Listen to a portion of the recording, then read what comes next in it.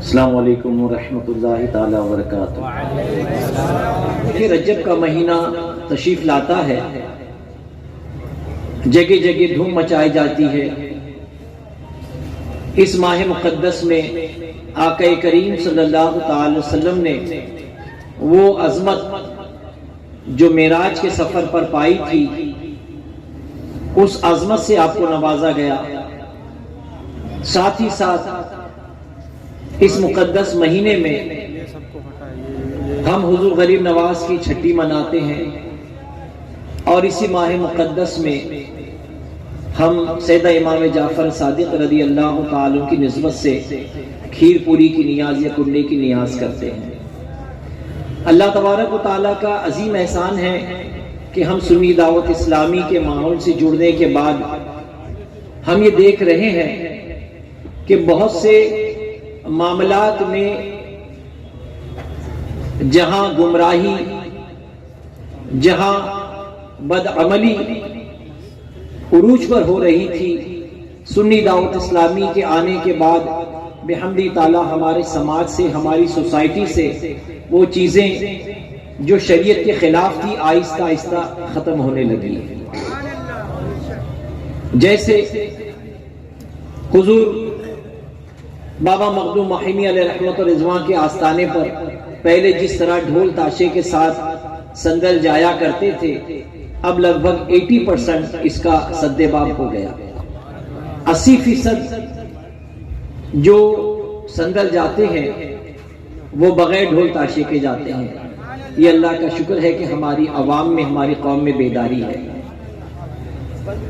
اسی بنیاد پر 11ویں شریف ہو یا 12ویں شریف ہو، اس میں جو جلوس نکالا جاتا ہے بحمد تعالیٰ، اس میں بھی ہم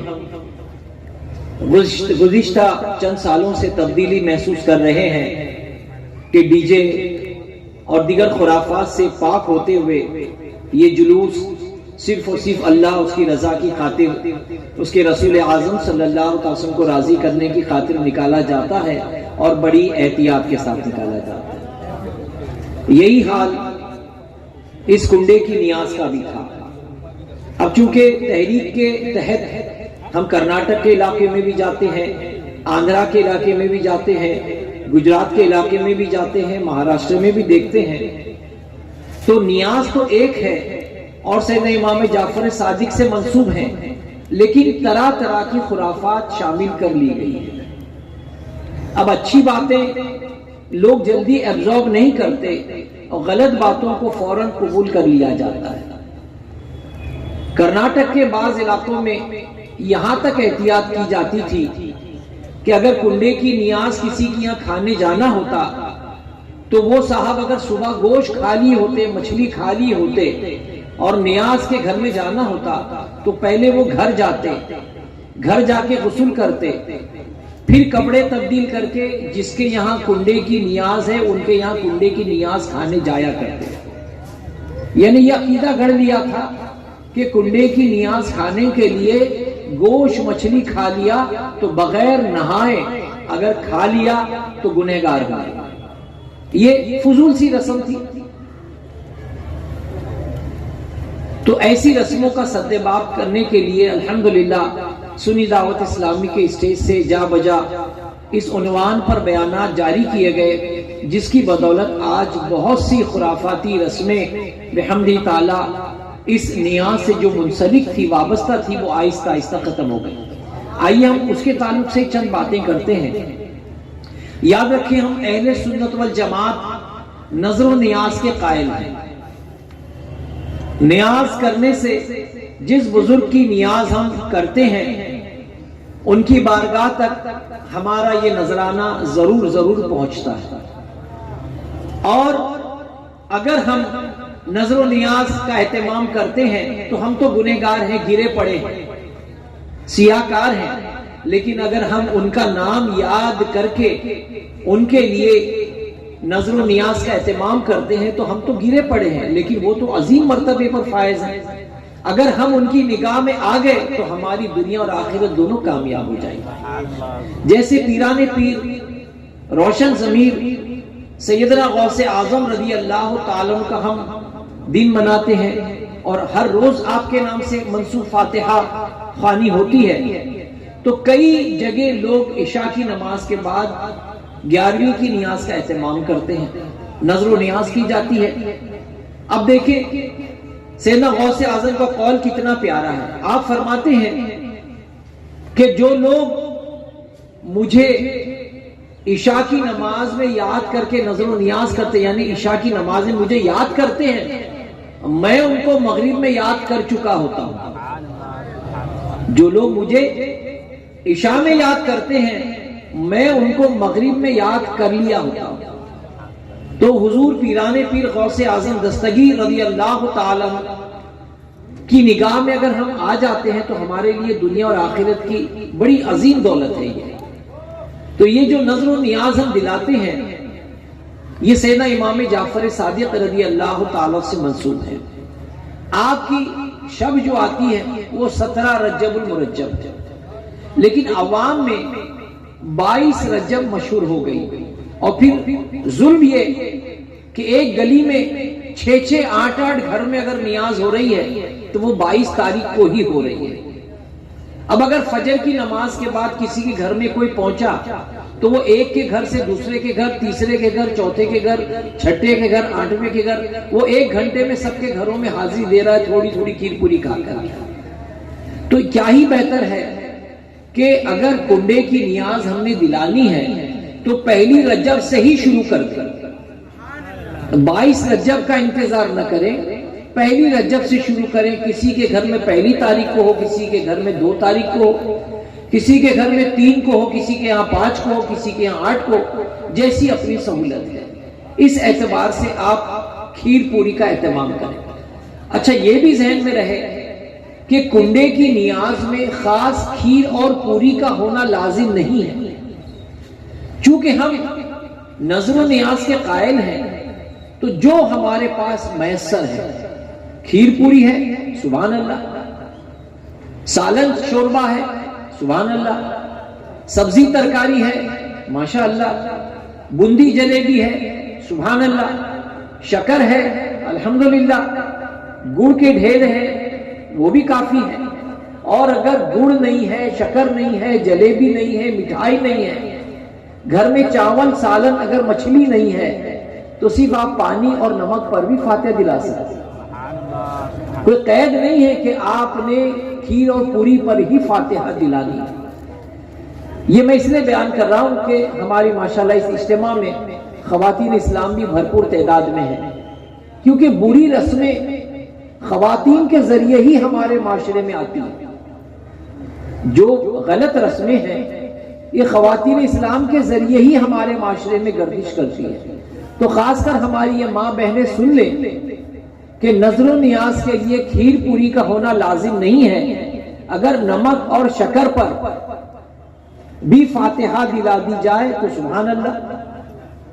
ساتھ ہی ساتھ ایک بری رسم کا بھی الحمدللہ خاتمہ ہو چکا، ورنہ آج سے 15-20 سال پہلے جب کنڈے کی فاتحہ دلائی جاتی تھی تو وہاں عورتیں بیٹھ کر کے جناب سیدہ کی کہانی پڑھا کرتی تھی، 10 بیویوں کی کہانی پڑھا کرتی تھی۔ یہ کہانی جھوٹ پر مبنی ہے، اس کی کوئی اصل نہیں ہے۔ آج بھی بعض علاقوں میں ایسا سنا جاتا ہے کہ جمعرات کو کوئی عورتیں جمع ہو کر کے جناب سیدہ کی کہانی پڑھ رہی ہے، 10 بیویوں کی کہانی پڑھ رہی ہے۔ یہ فضول رسم، یہ فضول ہے۔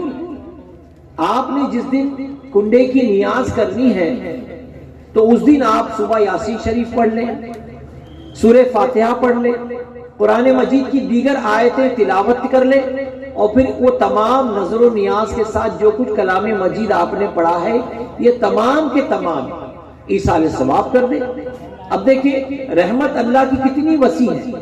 اگر آپ نے ایک سورہ اخلاص پڑھا یا ایک درود شریف پڑھا اور اپنے ہاتھوں کو اٹھا کر اللہ کی بارگاہ میں عرض کیا کہ اللہ میں نے جو ایک درود شریف پڑھا اپنی شان کے مطابق تو اس درود کو قبول فرما، اب اس کا ثواب آدم علیہ السلام سے لے کر اب تک جتنے مومن پیدا ہو کر انتقال کر گئے ان کو، اور آج کے بعد جتنے مسلمان پیدا ہو کر قیامت تک مرنے والے ہیں سب کی روح کو ایصال کرتا ہوں، تو اپنی بارگاہ میں قبول فرما۔ تو اللہ کی رحمت اتنی وسیع ہے کہ آدم علیہ السلام سے لے کے اب تک جتنے انبیاء کرام، جتنے اولیاء کرام، جتنے اللہ کے نیک بندے اس دنیا سے کچھ کر گئے، ان سب کی بارگاہ میں ہمارا ایصال ثواب پہنچے گا۔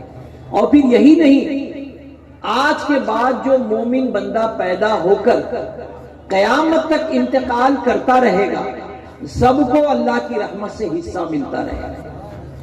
تو آپ جب نظر و نیاز کریں تو اس میں تمام لوگوں کو شامل کریں، لیکن شامل کرنے کے ساتھ ساتھ آپ اللہ کی بارگاہ میں یوں بھی کہیں کہ اللہ یہ جو نظر و نیاز کا اہتمام کیا اس کا ثواب آدم علیہ السلام سے لے کر اب تک اور آج کے بعد پیدا ہو کر قیامت تک انتقال کرنے والے سبھی مومنوں کو ایصال ثواب کرتا ہوں، بالخصوص سیدنا امام جعفر صادق رضی اللہ عنہ کی روح کو ایصال کرتا ہوں، بالخصوص ان کا ذکر کر کے آپ نے نیاز کا اہتمام کر دیا کہ بحمد تعالیٰ آپ کی نظر و نیاز اگر اللہ کی بارگاہ میں قبول ہو گئی تو ہمارا دنیا اور آخرت میں بیڑا پار ہو جائے۔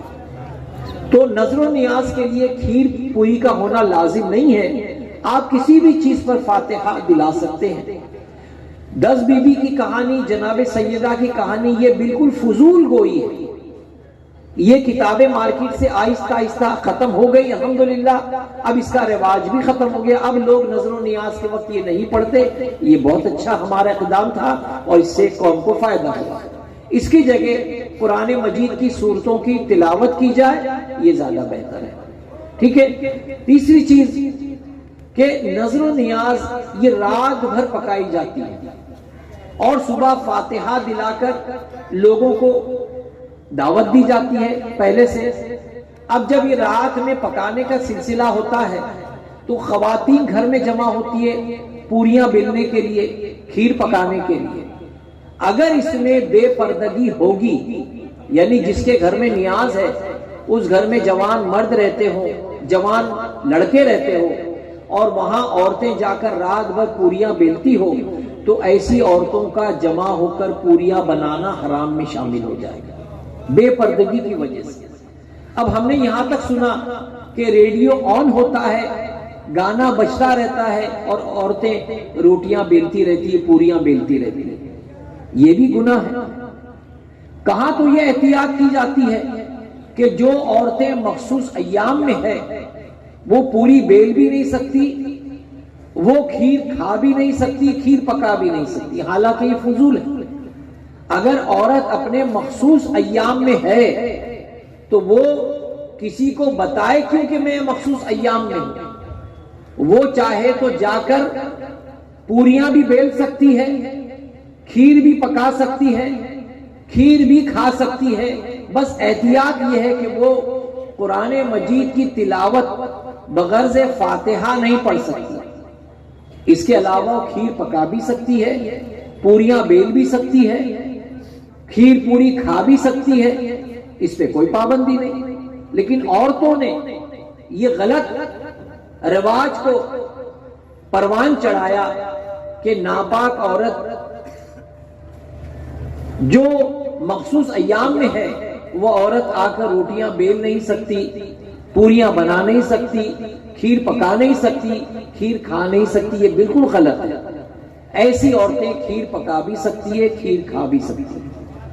اب ایک رسم ہے کہ خاص کنڈے کی نیاز کے لیے خاص کنڈے لائے جاتے ہیں مٹی کے، اور مٹی کے کنڈوں میں ہی کھیر اور پوری پروسی جاتی ہے، فاتحہ دلائی جاتی ہے۔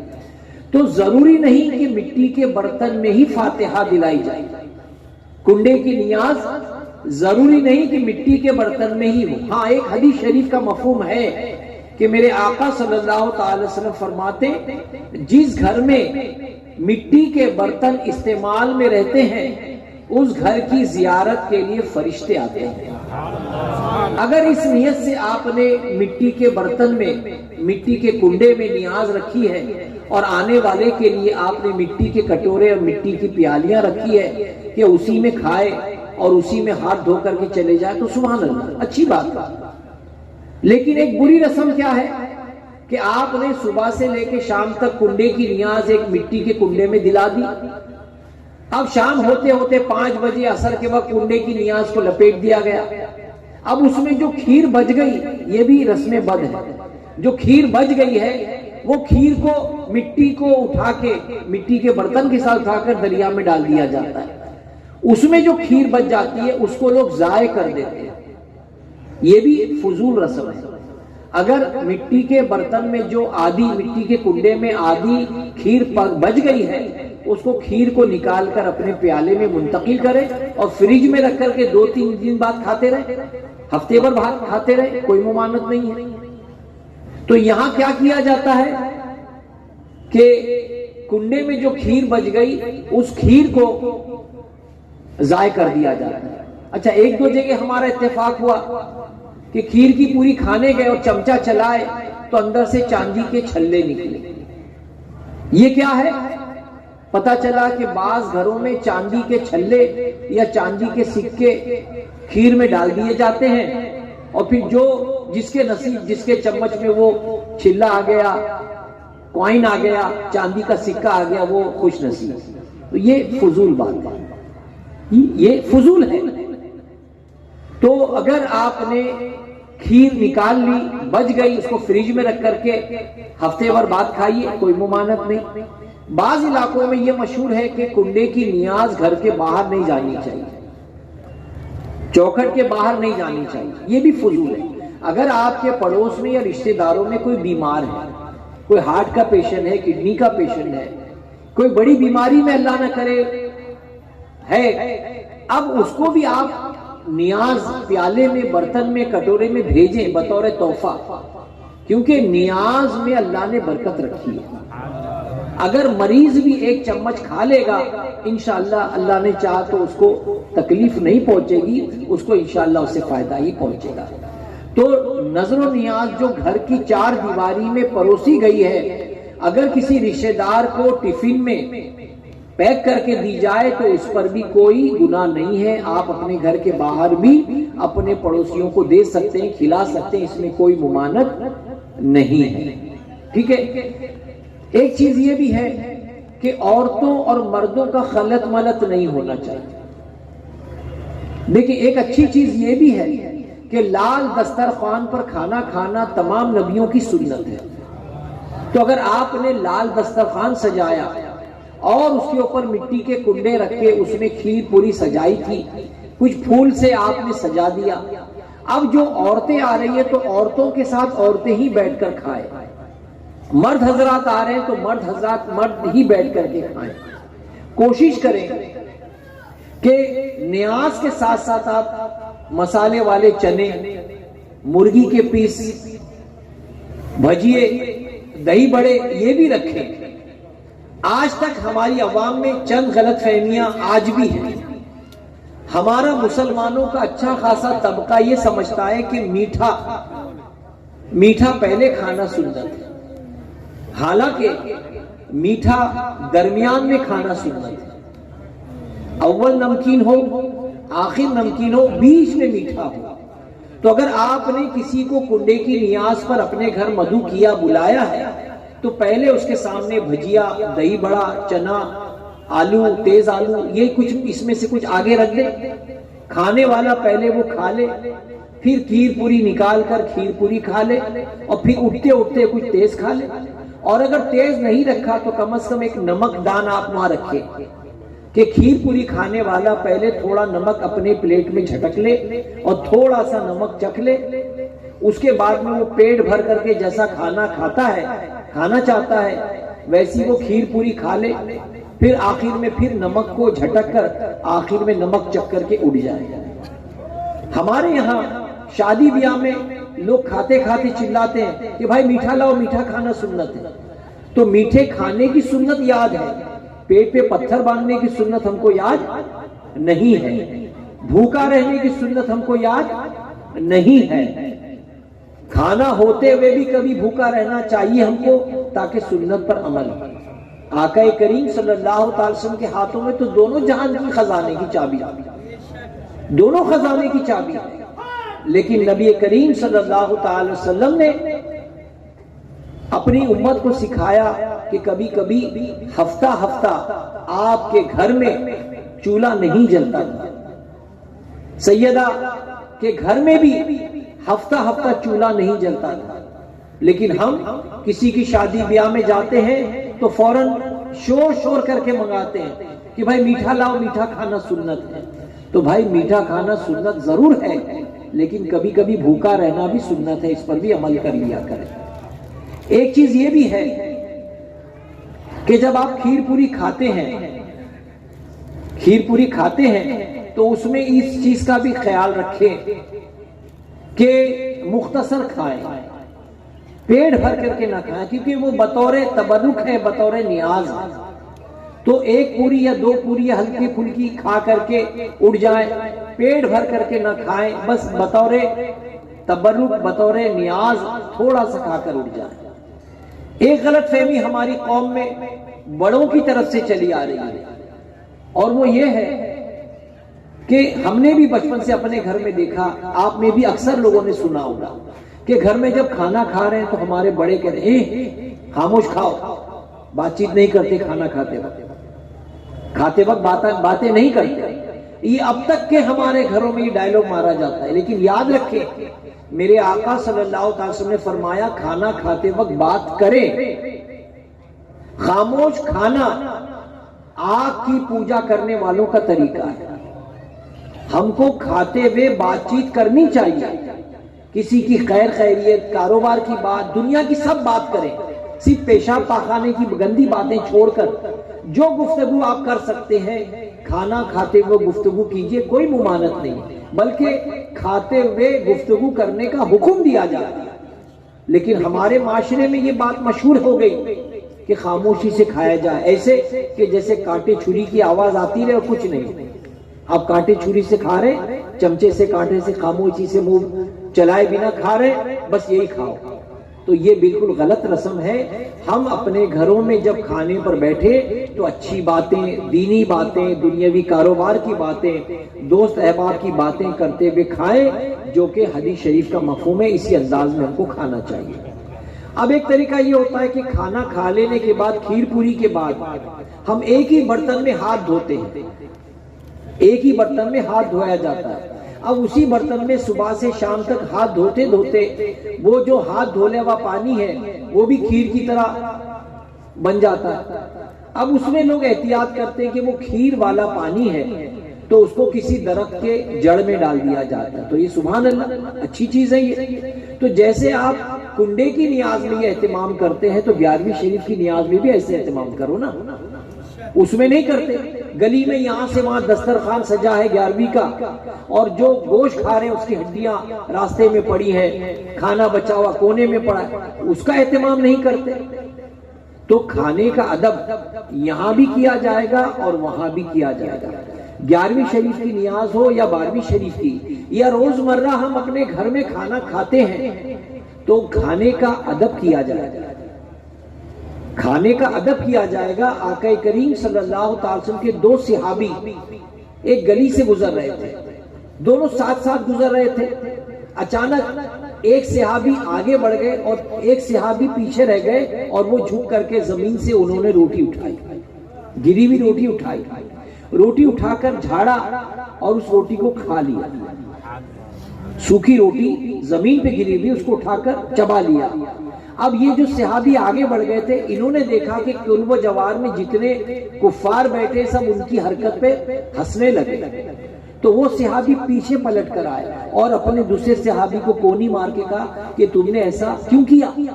زمین سے روٹی اٹھا کے کھا لی، دیکھتے نہیں سب ہنس رہے. وہ صحابی جنہوں نے روٹی کھائی تھی نا، ان کی آنکھیں بھر آئی، ڈبڈبانے لگے اور فرماتے ہیں ان کے ہنسنے کی وجہ سے کیا میرے آقا کے قول پر عمل نہ کروں؟ ان کے ہنسنے پر میں آقا کے قول کو چھوڑ دوں؟ لاکھ ہنستے ہو تو ہنسیں، لیکن میں میرے آقا کی قول پر یقیناً عمل کروں گا۔ نبی رحمت نے فرمایا کہ روٹی کا ادب کرو، یہ جس قوم سے بھاگی ہے پلٹ کر نہیں آئی، جس قوم سے بھاگی ہے پلٹ کر نہیں آئی، اسی لیے انہوں نے اس کو صاف کیا اور چبا لیا۔ تو کھانے کا ادب صحابہ نے ہم کو سکھایا ہے، بزرگان دین نے ہمیں سکھایا ہے، ہمیں ان ادب کو بالکل ذہن میں رکھنا چاہیے۔ اور ہمارے گھروں میں جب ہم روزانہ کھانا کھاتے ہیں تو پلیٹ کو آخر میں چاٹ کر کے صاف کریں۔ آپ جانتے ہیں 3 انگلی سے کھانا تمام نبیوں کی سنت ہے، 3 انگلی سے کھانا سنت ہے۔ اور جب کھانا کھا لیں تو میرے آقا صلی اللہ علیہ وسلم کی سنت کریمہ یہ تھی کہ جب آپ کھانا ختم کر دیتے تو آپ اپنی انگلی کو اتنا چاٹتے کہ انگلیاں آپ کی لال ہو جایا کرتی۔ اور انگلی چاٹنے کا سنت طریقہ یہ تھا کہ 3 انگلی سے کھانے کے بعد سب سے پہلے بیچ کی انگلی کو چاٹا جائے، اس کے بعد شہادت کی انگلی کو چاٹا جائے اور پھر انگوٹھے کو چاٹا جائے۔ تو نبی کریم صلی اللہ علیہ وسلم اپنی اس انگلی کو اس طرح چاٹا کرتے۔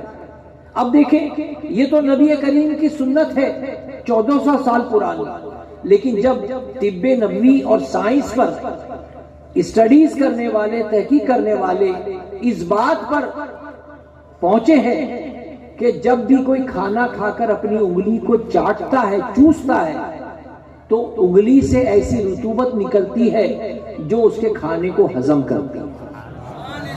تو 3 انگلی سے کھانا تمام نبیوں کی سنت، اور سیدنا فاروق اعظم کا تو سبحان اللہ کیا کہنا، آپ کے کھانے میں یہی تھا کہ 3 انگلی سے کھاتے اور 11 نوالے کھاتے، بس کھانے پر بیٹھتے 3 انگلی سے کھاتے اور 11 نوالے کھاتے۔ اور یہ جو 11 نوالے آپ کا طریقہ کار تھا یہ حضور کی اداؤں کو دیکھ کے آپ نے سیکھا تھا نا۔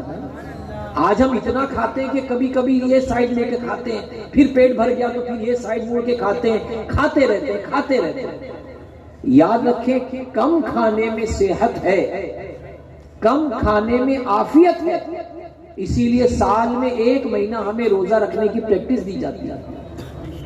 تو کم کھانے میں عافیت ہے۔ 3 انگلی سے سیدنا عمر ابن خطاب رضی اللہ عنہ 11 نوالے کھایا کرتے ہیں۔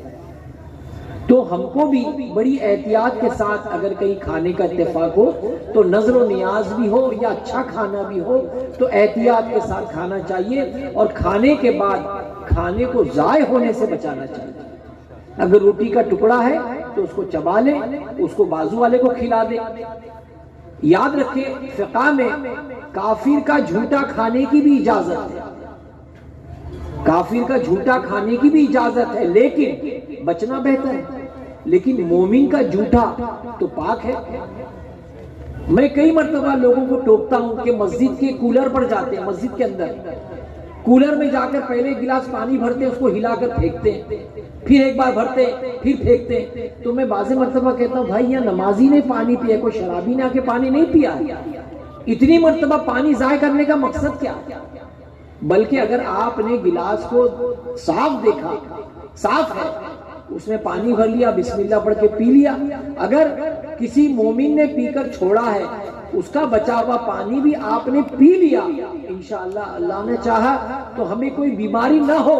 اگر بیماری ہوگی تو اس پانی کے میں شفا ہے، اس سے انشاءاللہ ہماری بیماری بھی دور ہو جائے۔ تو ہم کو چاہیے کہ ہم اپنے گھروں میں بھی اپنے بچوں کو اس کی عادت ڈالیں، اپنے بھائی بہنوں کو اس کی عادت ڈالیں، اپنی خواتین کو اس کی عادت ڈالیں۔ دیکھیں سرکار صلی اللہ تعالی وسلم نے ایک مرتبہ، دیکھیں یعنی یہاں بات آ گئی نیاز سے ہٹ کر کے کہ رسول اعظم صلی اللہ تعالی وسلم اپنے گھر میں تشریف فرما ہے۔ اب بیوی کی دلجوئی کتنی عظیم سنت ہے، دیکھیں بیوی کی دلجوئی کرنا کتنی عظیم سنت ہے۔ اپنے ہاتھ سے اپنی بیوی کو نوالا کھلا دینا بھی سنت ہے اور صدقے کا ثواب ہے۔ مومن کو مسکرا کر دیکھنا بھی صدقہ ہے۔ راستے سے پتھر ہٹا دینا، کیلے کا چھلکا ہٹا دینا، یہ بھی صدقے میں شمار ہے۔ تو نبی کریم صلی اللہ تعالی وسلم اپنے حجرے مقدس میں تشریف فرما ہے۔ اب دیکھیں حضور نے ام المومنین کی دلجوئی کیسے کی۔ سیدنا عائشہ صدیقہ رضی اللہ تعالیٰ عنہ کسی پیالے میں مشروب دودھ یا شربت پی رہی تھی. اب جب پی رہی تھی تو نبی کریم صلی اللہ علیہ وسلم نے دیکھا اور فرمایا عائشہ تھوڑا میرے لیے بھی چھوڑ دو. سیدنا عائشہ صدیقہ رضی اللہ تعالیٰ عنہ نے جہاں جو شربت پینا تھا یا دودھ پی رہی تھی وہ آدھا چھوڑ دیا, کچھ چھوڑ دیا. اب آقا کریم نے وہ پیالے کو اٹھایا اور پی جاتے نا. جب آپ نے فرمایا میرے لیے کچھ چھوڑ دو تو حضور پی جاتے, لیکن اپنی بیوی سے دل لگی, دل جوئی, اس کی شفقت جو حضور ہم کو سکھا رہے, کیا سکھا رہے؟ حضور نے پیالہ اٹھا کر فرمایا کہ عائشہ کہاں سے منہ لگا کر پیا؟ سیدہ عائشہ صدیقہ نے کہا حضور یہاں سے. حضور نے پیالے کو گھما کر وہیں سے منہ لگا کر پیا, وہیں سے منہ لگا کر پی. تو اس سے ثابت ہوتا ہے کہ ہم مومن کا جھوٹا بھی پی سکتے ہیں اور اپنی بیوی کی دل جوئی کے لیے اس کا بچا ہوا بھی کھا پی سکتے ہیں. ہمارے معاشرے میں تو ایسا مشہور ہے کہ میں گھر میں مونچھوں پر تاؤ دیتا ہوا جاؤں گا تو میری بیوی ہی سلام کرے گی تو ہی میری مردانگی ثابت ہوگی. یہ ہمارے معاشرے میں الٹی رسم چل پڑی ہے. ارے جس کو موقع ملے فوراً سلام کرے, چاہے بیوی کو موقع ملے وہ سلام کرے, چاہے شوہر کو موقع ملے وہ سلام کرے. جو پہل کرے گا اس کو 90 نیکیاں ملے گی اور جو جواب دے گا اس کو 10 نیکیاں ملے گی. تو ہم سلام کرنے میں بھی سوچ رہے کہ میں تو ترم کھاؤں, میری بیوی مجھ کو سلام کرے تو چلے گا, میں بیوی کو سلام کیوں کروں؟ تو یہ فضول بات ہے. آپ کو جب موقع ملے آپ اپنے گھر میں سلام کریں, انشاءاللہ گھر میں اللہ برکتوں سے نوازے گا. کنڈے کی نیاز جب ختم ہو جاتی ہے 5-6 بجے کے بعد لوگ دسترخوان سمیٹ لیتے ہیں, اس کے بعد فوراً ایک سنڈے آتا ہے اور اسی سنڈے میں خالہ کی لڑکی, پھوپھی کی لڑکی, چاچا کی لڑکی, چچازاد بھائی سب مل کے جا رہے ہیں. کہاں جا رہے ہیں؟ کنڈے ٹھنڈے کریں. کہاں جا رہے ہیں؟ تو حاجی علی جا رہے ہیں. کہاں جا رہے ہیں؟ تو جوہو بیچ پہ جا رہے ہیں. تو یہ فضول ہے. ایک تو آپ نے کنڈے کی جو گملہ لیا ہے وہ گملے کو پانی میں ڈبو رہے ہیں, وہ حرام کام کر رہے ہیں. کسی چیز کو ضائع کرنا یہ حرام ہے. تو آپ وہ مٹی کا جو گملہ ہے اس کو دھو دھلا کر اس کے اندر آپ گلاب کا پودا لگا دو, اس کے اندر کوئی آپ پودا لگا دیں. انشاءاللہ آپ نے اپنے گھر کی کھڑکی پر اس میں کچھ پلانٹ لگا کر کے سجا دیا تو اگلے سال پھر آپ اس پلانٹ کو نکال کر گملے کو دھو کر پھر اس گملے کو واپس استعمال کر سکتے ہیں. تو یہ چند باتیں تھی جس میں سے بہت سی باتیں آہستہ آہستہ ہمارے معاشرے سے ختم ہو گئی اور بہت سی باتیں آج بھی ہیں. یہ میں نے بتا دیا تھا, سوال آیا تھا کیا کنڈے کی نیاز باہر لے کے جا سکتے ہیں؟ بالکل گھر کے باہر لے جا سکتے ہیں, بلکہ دبئی میں آپ کا بیٹا ہے تو اس کو بھی یہاں سے پارسل کر کے فلائٹ کے ذریعے دبئی بھی بھیج سکتے ہیں, کوئی منع نہیں. کنڈے کی نیاز آپ اپنے رشتہ داروں کو دور دور بھی بھیج سکتے ہیں, کوئی اس میں پابندی نہیں. کوئی سوال اس میں کسی کے ذہن میں ہے, سمجھ میں آیا ہے؟ میں نے کچھ نہیں بتایا ہو؟ جہاں تک میری سمجھ میں آیا الحمدللہ میں نے آپ کو اس کے تعلق سے چند باتیں بتا دی ہیں. اچھا ایک چیز اور کہ کچھ لوگ سمجھتے ہیں کہ جس گھر میں ایک بار کنڈے کی نیاز کی بنیاد پڑ گئی اب ہر سال کرنی ہے, اگلے سال اگر پیسے نہیں ہے تو سود پہ پیسے لیں, ادھار لیں, لیکن کنڈے کی نیاز کریں گے. تو یہ بالکل غلط ہے. اگر آپ کے پاس سہولت ہے تو نیاز کیجئے اور نہیں ہے تو کوئی بات نہیں, آپ بندی جلیبی منگا کر کے نیاز ختم کر دیجئے.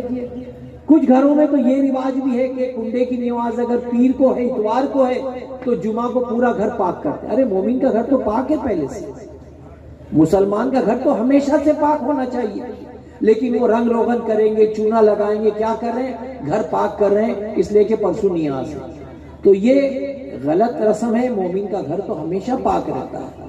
تو گھر کی طہارت پاکی کا اہتمام کے ساتھ جو ہے آپ نظر و نیاز کا اہتمام کریں. اور یہ بھی ہے کہ فجر کے بعد ہی نیاز ہوگی, یہ بھی ضروری نہیں ہے. آپ دوپہر کے بعد کیجئے, شام میں کیجئے, مغرب بعد کیجئے, عصر کے بعد کیجئے, ظہر کے بعد کیجئے, جب آپ کو موقع ملے آپ نظر و نیاز کا اہتمام کیجئے. اللہ تبارک و تعالی کہنے سننے سے زیادہ ہمیں عمل کی توفیق عطا فرمائے, اور جو اہل سنت والجماعت کے عقائد میں جو معاملات ہیں نظر و نیاز کے، اللہ تبارک و تعالی ہمیں اس میں ثابت قدمی سے جمے رہنے کی توفیق عطا فرمائے۔ کیونکہ بعض جگہ سنا گیا کہ کن کے گھر میں برسوں سے نیاز ہوتی تھی، اچانک سعودی سے کوئی صاحب بیٹا پڑھ کر کما کر کے آ گیا، دبئی سے کما کر آ گیا، اب آہستہ آہستہ اس نے نظر نیاز بند کر دیا کہ نہیں یہ کوئی ضروری نہیں ہے۔ تو ہم کب کہتے ہیں کہ ضروری ہے؟ یہ ضروری نہیں ہے لیکن مستحب ہے، یہ فرض اور واجب نہیں ہے لیکن مستحب ہے، اس لیے کہ ہم اس بہانے اپنے اولیاء کو، اپنے بزرگوں کو یاد رکھتے ہیں، بزرگوں کو یاد کرتے ہیں، اس بہانے ہم اپنے بزرگوں کو یاد کرتے ہیں۔ تو ہم جن جن کی نظر و نیاز کرتے ہیں اللہ ان کے فیض و برکات سے ہمیں مالا مال فرمائے۔ ایک آخری بات، وقت ہے 6 منٹ ہے، دیکھیے ایک آخری بات، ہم کو حضور غریب نواز کی چھٹی یاد ہے کیونکہ کھیر پوری کھیر کھانے ملتی ہے، کنڈے کی نیاز کھیر پوری یاد ہے کھانے کو ملتی ہے، 11ویں میں مرغے کا بکرے کا پلاؤ بریانی کھانے ملتی یاد رہتی ہے۔ لیکن ایسے ہزاروں غریب نواز، ایسے ہزاروں غوث اعظم جن کے قدموں پر نثار کون؟ صحابہ، اور صحابہ میں بھی افضل البشر بعد الانبیاء بالتحقیق۔ ہم نظر و نیاز کے قائل ہیں نا، کرنی چاہیے، لیکن کبھی کبھی سال میں 22 جمادی الاخر سیدنا ابو بکر صدیق کی نیاز بھی کرو نا جم کر، جن کا احسان ساری امت پر۔ کبھی کبھی فاروق اعظم کی نسبت سے فاروق اعظم کا دن بھی مناؤ نا، کبھی کبھی سیدنا عثمان غنی، عثمان ذو النورین کے دنوں کو بھی یاد کرو، اور کبھی کبھی مولا کائنات مولا علی کے دنوں کو بھی یاد کرو۔ ہمیں ان کے دن یاد ہے اس لیے کہ ہمیں ان دنوں میں نیاز کا احساس ہی نہیں۔ ہم کو چھٹی یاد ہے، 11ویں یاد ہے، کنڈا یاد ہے، اور یہ سب یاد ہے کیونکہ اس میں ہمیں کھانے مل رہا ہے۔ تو میرے بھائیوں، سیدنا ابو بکر صدیق رضی اللہ عنہ کے دنوں کو بھی خوشی سے اور بڑی اہتمام سے مناؤ، جیسی 11ویں شریف کے دن مناتے ہو اس سے بڑھ کر کے مناؤ۔ فاروق اعظم کے دن کو مناؤ جیسے ہم دیگر بزرگوں کے دنوں کو یاد کرتے ہیں۔ فاروق اعظم کا احسان ساری امت پر ہے، ساری امت پر ہے۔ تو فاروق اعظم ہو، سیدنا عثمان ذو النورین ہے، سیدنا مولا کائنات مولا علی کرم اللہ تعالی وجہ الکریم ہے، اور تمام صحابہ، جتنے صحابہ ان کا احسان ہے ہماری ذات پر، ورنہ ہماری یہ پیشانی اللہ جانے کہاں کہاں حراج ہوتی تھی۔ یہ تو اللہ کا شکر ہے کہ ان بزرگوں کے صدقے اللہ نے ہماری اس پیشانی کو محفوظ رکھا۔ جھکتی ہے تو اللہ کے آگے ہی جھکتی ہے، کسی اور جگہ ذلیل رسوا نہیں ہوتی۔ اور صحابہ کرام نے اللہ کے رسول کے دین کو اتنی باریکی سے دیکھا اور اتنی جاں فشانی سے دیکھا اور ہم تک پہنچایا۔